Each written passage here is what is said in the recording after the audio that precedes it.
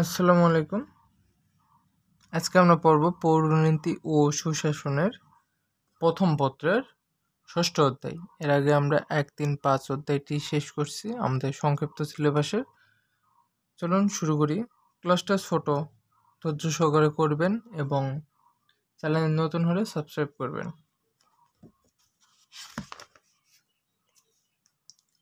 ষষ্ঠ অধ্যায়ের নাম হলো রাজনৈতিক দল, নেতৃত্ব ও সুশাসন।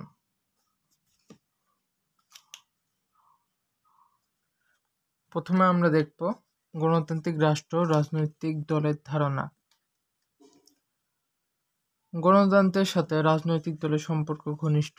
রাজনৈতিক দল এমন এক জনগঠন যা সদস্যরা রাষ্ট্রের সমস্যা সম্পর্কে ঐকমত পোষণ করে এবং নিয়মতান্ত্রিক উপায়ে ক্ষমতা দখলের মাধ্যমে গৃহীত কর্মসূচি বাস্তবায়ন করে সচেষ্ট হয়।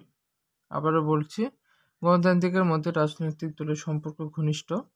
রাজনৈতিক দল এমন এক জনগঠনের যার সদস্যরা রাষ্ট্রের সমস্যা সম্পর্কে ঐকমত পোষণ করে এবং নিয়মতান্ত্রিক উপায়ে ক্ষমতা দখলের মাধ্যমে গৃহীত কর্মসূচি বাস্তবায়ন করে সচেষ্ট হয়।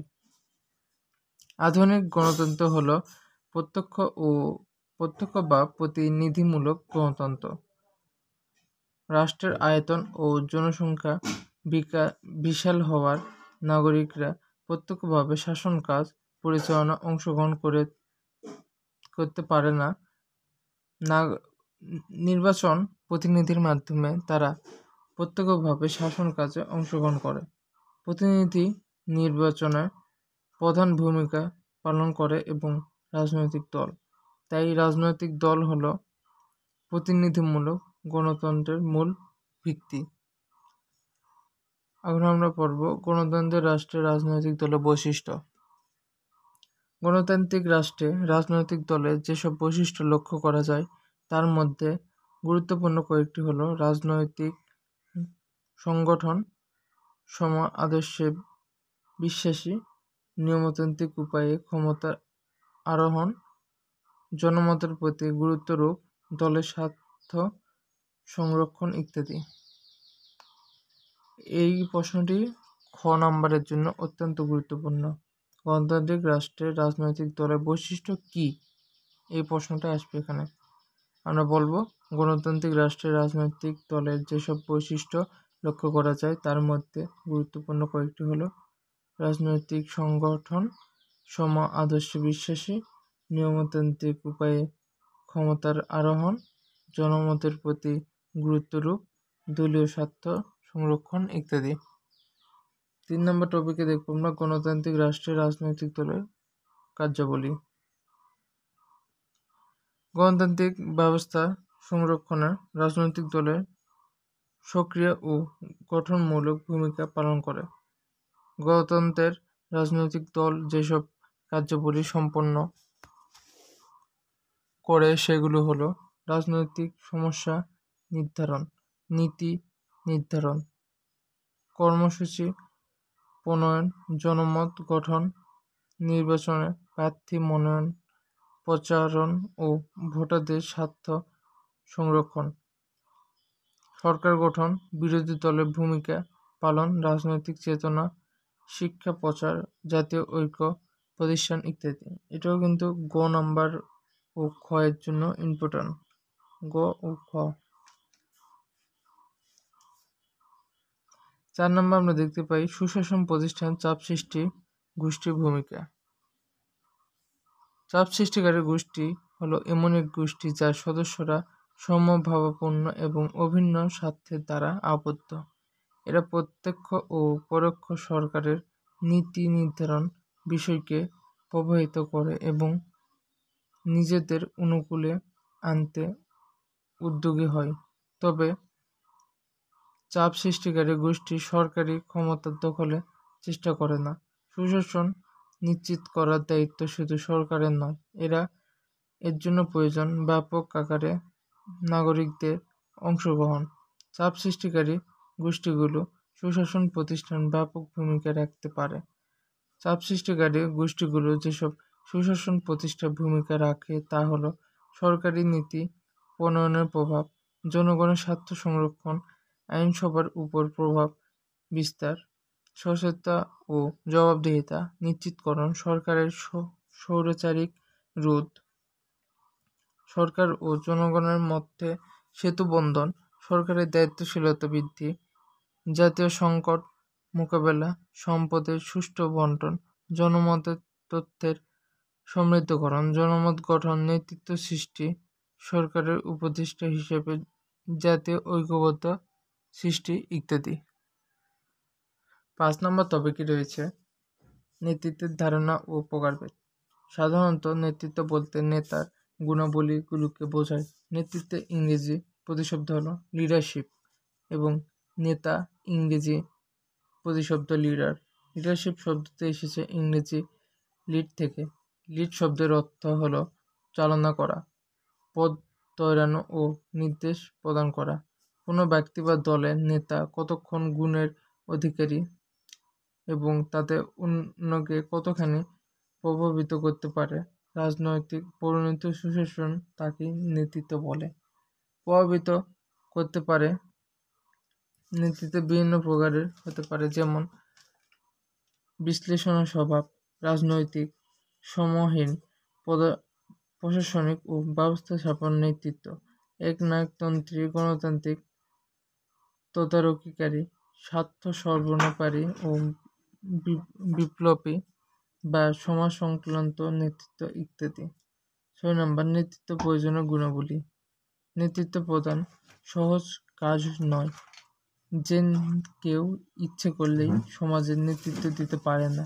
নেতৃত্বের জন্য প্রয়োজন যোগ্যতান্ত্রিক সম্পন্ন ব্যক্তিত্ব, কেবল সমাজ ও রাষ্ট্রের প্রভৃতি প্রদানে সক্ষম।